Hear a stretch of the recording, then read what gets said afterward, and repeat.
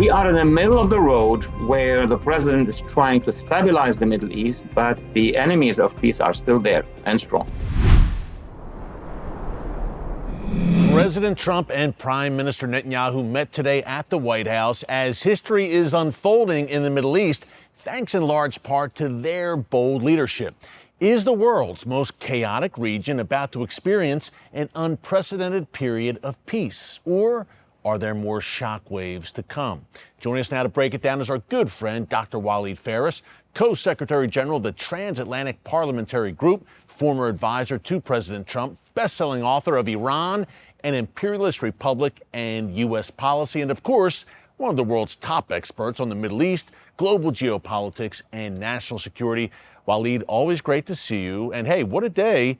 Bibi Netanyahu, President Trump, an historic pairing. They just brought down Iran's nuclear weapons program. Walid, what are the chances that the Iranian regime tries to rebuild that program, tries to replenish its ballistic missile stockpiles? And will the U.S. and Israel perhaps have to keep a check on that in the weeks and months to come, and perhaps even act again if Iran tries to rebuild that program? Absolutely. These are the hottest subjects now in Washington, D.C. and many other capitals, including in the Middle East. So thank you for having me on this very important subject. These two leaders, President Trump, Prime Minister Bibi Netanyahu, reminds me of the American president and the British Prime Minister in the midst of World War II against the Nazis. That's the reality of things at this point in time. Yes, they both were the victorious allies against the Islamic regime in Iran. The United States, under President Trump, destroyed actually the Iran nuclear sites. They will not be able, the regime won't be able to reestablish whatever was there when these strikes took place, at least before maybe 2 years minimum, maybe 3, maybe 4. So to answer, your question from that angle, the regime will have to find something else. The regime will have to spend their money made during the Iran deal agreement under the Obama and then Biden administration. If you combine both, that's $170 billion given to that regime. So they're going to craft something, and I expect that they're going to mostly fund terrorist organizations. They're going to also mostly spread their influence within the United States, within Western Europe. What we see on our streets since October 7 is growing bigger and bigger. My concern is that they would arm jihadists who would target us here at home. But obviously, the Prime Minister of Israel, President of the United States, as you just asked, will be looking very closely as to what is happening inside the Islamic regime, in Iran, in Lebanon with Hezbollah, in Yemen with the Houthis, who from time to time, they lob all these missiles. So Yemeni forces, there are about like 70,000 forces.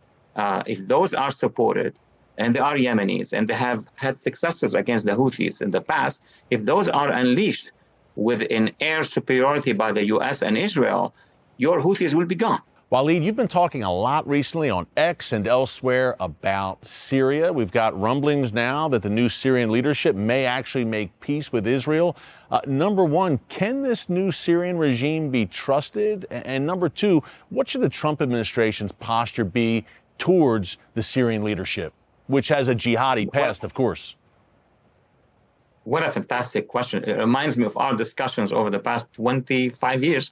Oh, yeah. First of all, the good news is that the Syria regime, the Ba'athist regime in Syria, Assad, is gone. So that's a plus. And then the strategic relations between Hezbollah and the mothership regime in Iran is impossible now because of that change in Syria.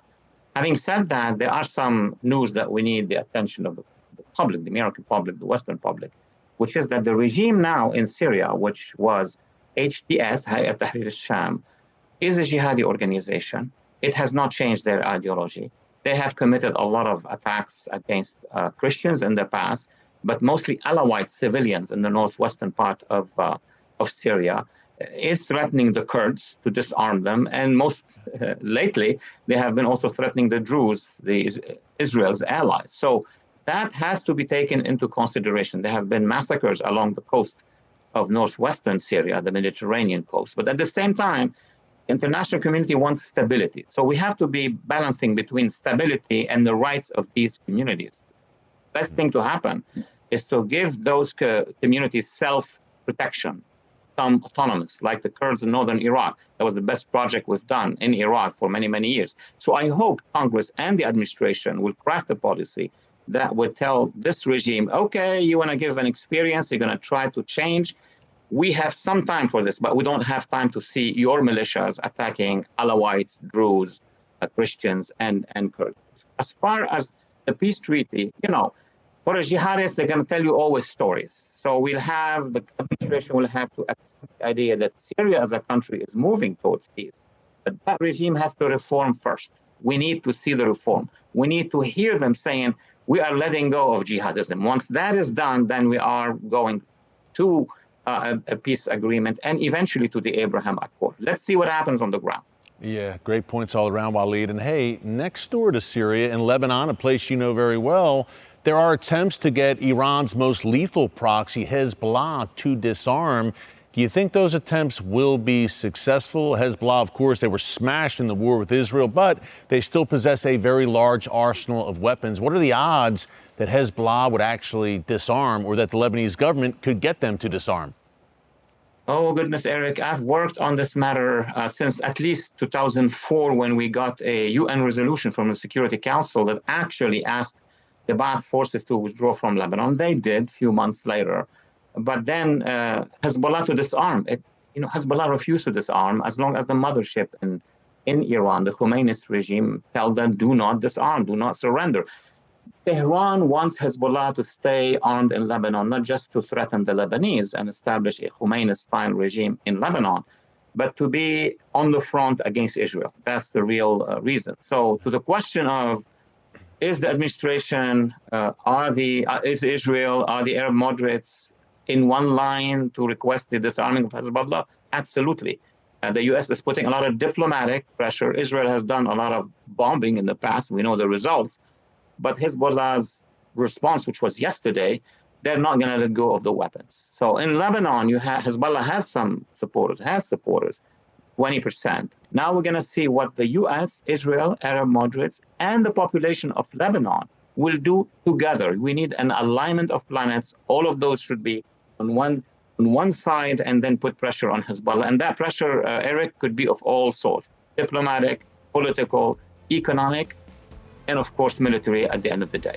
Walid, great breakdown. The Hezbollah jihadi leopard does not change its spots. Folks, be sure to follow Walid on X, across social media. Dr. Walid Phares, keep up the great work, my friend. Stakelbeck Tonight, my all-new nightly series on current events through a bold biblical lens. Make sure you hit the subscribe button so you never miss an upload, and tap the bell icon so you're notified every time a new video is posted. And don't forget to share your thoughts, insights, and comments below. Thanks for watching, and God bless.